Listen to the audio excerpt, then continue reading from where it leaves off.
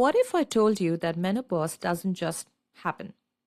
It's not like one day you're fine and next, poof, your periods stop and that's that.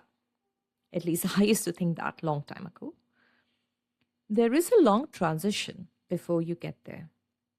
It can stretch for years, and that transition has a name that most of us were never taught. It's called perimenopause. And some of what you have been feeling lately seems hard to explain. This might be why. You will hear three words come up a lot in this space: perimenopause, menopause, and postmenopause. Let's just decode them together because once we understand the map, everything else starts to make more sense. Perimenopause literally means around menopause. It's the transition phase, the years when our hormones begin to shift. It typically starts in our early to mid 40s, though it can begin in our late 30s. And it doesn't last a few months. On average, it lasts around 4 years. But for some women, it can go on for up to 10 years. Menopause itself is actually a single moment. Technically, you have reached menopause when you have gone 12 consecutive months without a period. That's it. One day, not a phase, a milestone. Postmenopause is everything after. For most women, that's decades of life. And yet, it's the phase we talk about least. Everybody moves through these stages at its own pace. Some women notice changes early, some later, and some barely at all. There's no single right experience, only yours.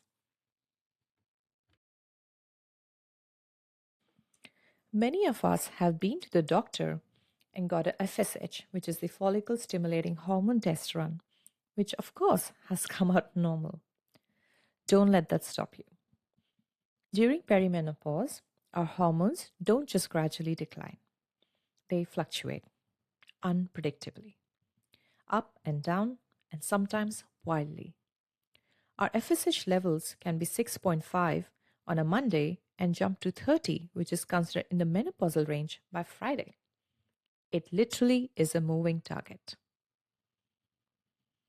Estrogen can spike higher than normal and then drop sharply. And because estrogen has receptors throughout our entire body, our brain, heart, our skin, our gut, our metabolism, when those signals get erratic, our whole system feels it. That's not a malfunction. That's our body adapting to something real. And it's why the experience of perimenopause is so much bigger than most of us expect. Speaking of which, when most people think perimenopause, they think hot flashes. And yes, hot flashes are real, but they're not the beginning of the story for most women. A 2026 study, the largest of its kind, conducted by a Mayo Clinic and Flow Health, with data from 17,494 women across 158 countries, found something striking. When women were asked what they actually experienced, the most commonly reported symptoms were physical and mental exhaustion, fatigue, irritability, low mood, digestive changes, sleep problems, and anxiety. Not hot flashes leading the list. Exhaustion, mood shifts, a brain that feels foggy, a body that feels like it's running on a different system to the one you used to know.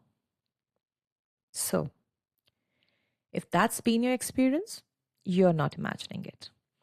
And you're far from alone. While we are here, let's clear up a few things that hold a lot of women back from even recognizing what's happening. Myth number 1: Perimenopause starts at 50. For many women, signs can show up in the late 30s or early 40s. The average onset is mid 40s, but your body doesn't check the calendar. Myth number two, there's nothing you can do about it. That's not true. Awareness, lifestyle changes, and where appropriate, medical support can make a significant difference to how you experience this transition. You may have more options than you may have been told. Myth number three, everyone goes through it the same way.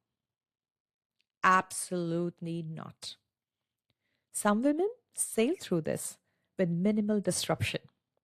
I'm jealous. Others face genuinely hard months or years.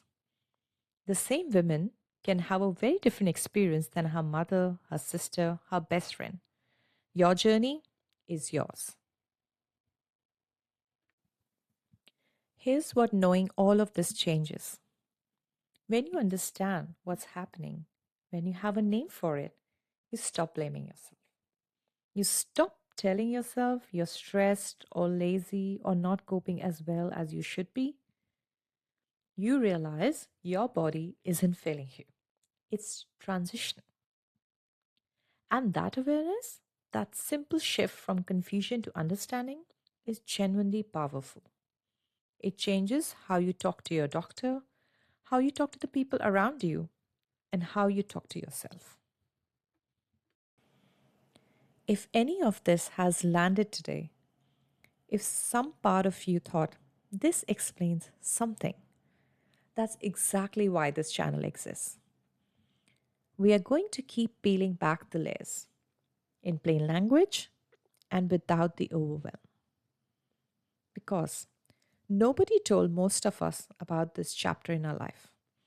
But now that we know what it is, we can meet it differently. Next time, we are going to go deeper into something I find genuinely fascinating: the brain hormone connection. Why estrogen affects our mood, our memory, our focus, and what's actually going on when our mind feels like it's somewhere else. I'll see you then.